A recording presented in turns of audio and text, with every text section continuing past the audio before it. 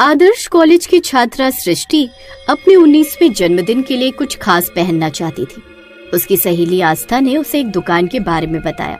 एक दुकान है, रात को खुलती है पर गाउन जबरदस्त होते हैं। मैंने सुना है बहुत लड़कियां वहाँ से गाउन लेती हैं। पर रात में कौन कपड़े खरीदता है? मैंने तो रात में बस दुकान को बंद होते हुए देखा है आज तक। हाँ ये तो है, गई तो मैं भी नहीं हूँ लेकिन बहुत सुना है। बस एक बार चलना, बहुत यूनिक है। ठीक है, जब तुम इतना बोल रही हो तो आज रात ही हम वहाँ जाकर देखते हैं। लेकिन देखो, अगर मुझे पसंद नहीं आया तो मैं सीधा मना कर दूंगी। बताओ मंजूर है? हाँ, मुझे बस वो दुकान देखनी है, बाकी तेरी मर्जी, तुझे लेनी है या नहीं लेनी है। ठीक है। उसी रात वो दोनों उस गली में पहुंचे जहाँ वो दुकान थी।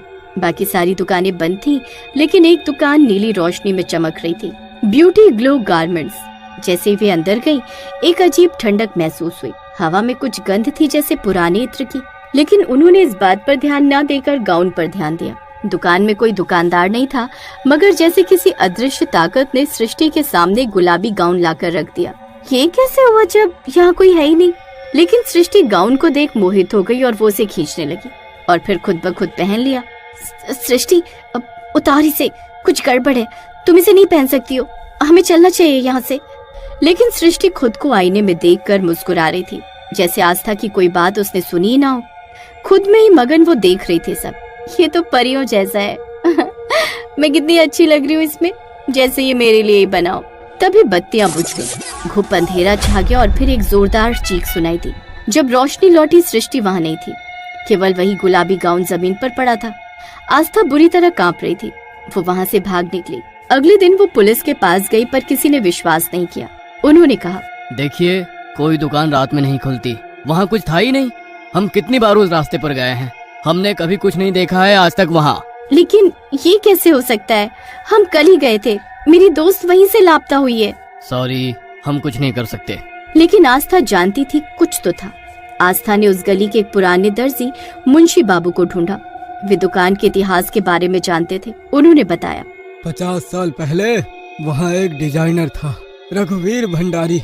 उसका दावा था कि उसके बनाए गाउन पहनकर कोई भी लड़की रानी बन जाती है। पर रघुवीर मानसिक रूप से बीमार था। उसे लगता था जो भी लड़की उसके गाउन पहनती है वो उसकी हो जाती है। एक दिन जब एक लड़की ने उसका गाउन पहनकर उसे ठुकरा दिया, उसने उसे मार दिया और उसके शरीर से अलगा गाउन बनाया। उसी दिन से वो दुकान श्रापित हो गई। आस्था अकेले दुकान पहुंची। जैसे ही घड़ी में 10 बजे दुकान की बत्तियां जली, आस्था चुपके से अंदर गई। वही गुलाबी गाउन फिर सामने आया। आस्था ने उसे छूते ही जोर से चिल्लाया और सब कुछ काला हो गया। जब उसे होश आया, वो एक अजीब सी जगह में थी। आस्था, पीछे से आवाज आई।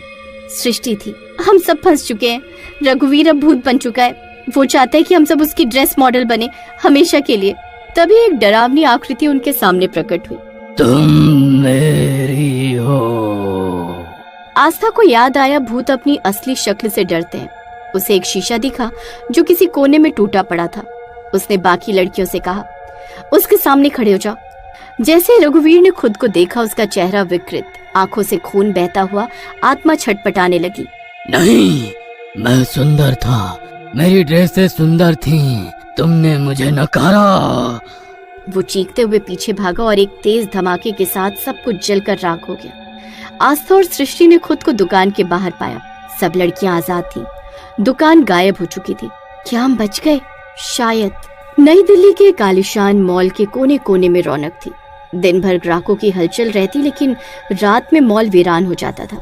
एक अंधेरी शाम जब विक्रम, मॉल के प्रबंधक, आखिरी चेकिंग करके ऑफिस लौट रहे थे, उन्होंने चौथे तल के पीछे वाले हिस्से से अजीब रोशनी देखी। राम अवतार, वहाँ जरा देखो। विक्रम ने नाइट गार्ड राम अवतार को बुलाया। पीछे कोने में अचानक ब्यूटी ग्लो गारमेंट्स की चमकीली दुकान झलक रही थी। कल तक वो कोना खाली था, आज दुकान। रात का सन्नाटा पसरा हुआ था। राम अवतार अपने केबिन में अलार्म सिस्टम चेक कर रहा था कि तभी दूर से संगीत की मधुर धुन सुनाई दी। ये कैसे हो सकता है? राम अवतार भी हैरान था। विक्रम ने चेतावनी में कहा, ये कुछ असामान्य है, यहाँ कुछ छुपा हुआ है। राम अवतार रोंगटे खड़े करके बोला, सर, लगता है कोई टेक्निकल ग्लिच हो गया या कुछ और। बेचैनी के बावजूद वे उस कोने की तरफ गए, पर दुकान की खिड़की पर कोई ग्राहक नहीं खड़ा था। उनको लगा सब ठीक है, लेकिन अगले दिन सुबह मॉल में फिर हलचल थी। सुबह सुबह समाचार आए कि कॉलेज की छात्रा गायब।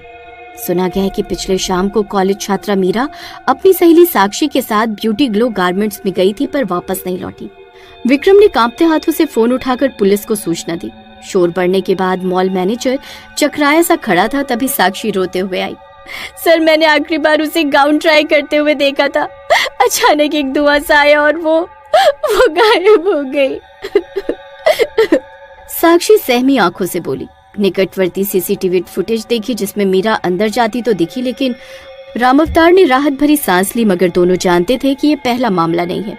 दूर मुंबई से खबर मिली कि वही डरावनी दुकान दिल्ली में भी फिर दिखाई दी है और एक और लड़की गायब हो गई है।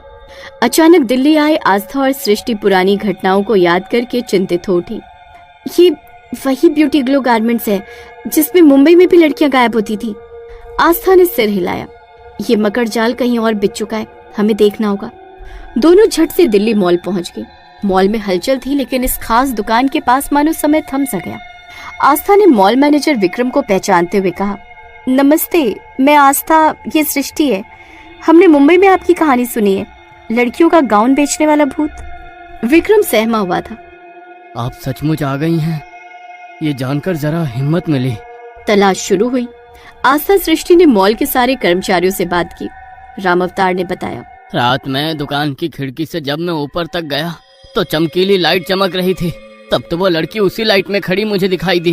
वो कुछ कहना चाह रही थी, लेकिन उसके पीछे एक आदमी आया और उसको अंदर खींच ले गया।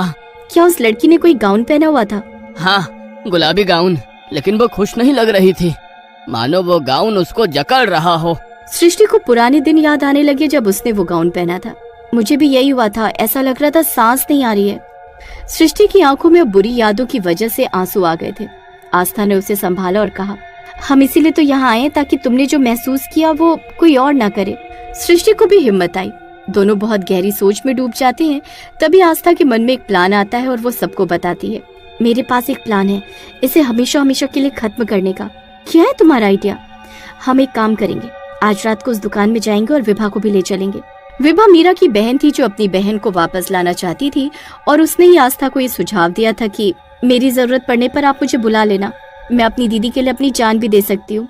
मुझे भी आप लोगों के साथ शामिल होना है। आज तक कुछ बड़ा नहीं कर पाया, लेकिन मीरा की मदद करके मुझे बहुत अच्छा लगेगा। मुझे भी करनी है मदद आप लोगों की। आप लोगों का बहुत शुक्रिया, लेकिन इसमें जान भी जा सकती है। कोई बात नहीं, आप बताओ हमें क्या करना होगा। विभा वहाँ ग्राहक बनकर जाएगी और वो भूत उसे भी गाउन देगा जिसको पहनकर विभा भी उसके वश में आ जाएगी। उसके बाद तो सब खत्म हो जाएगा ना? नहीं, उस भूत को हम हमेशा के लिए तभी खत्म कर सकते हैं जब उसके गाउन उसकी दुकान से बाहर जाए। हम विभा की कमर में रस्सी बांधकर उसे भेजेंगे। जैसे ही वो गाउन पहन लेगी हम उसे बाहर खींच लेंगे, जिसमें हम सबकी जान लगेगी। अगर ऐसा नहीं हुआ तो हम विभा को भी खो देंगे।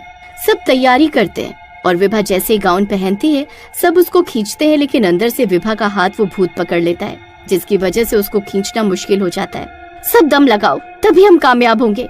अचानक मीरा आ जाती है और वो भूत को धक्का देकर गिरा देती है, जिसकी वजह से सब विभा को बाहर खींच लेते हैं और एक बड़े धमाके के बाद दुकान बंद हो जाती है।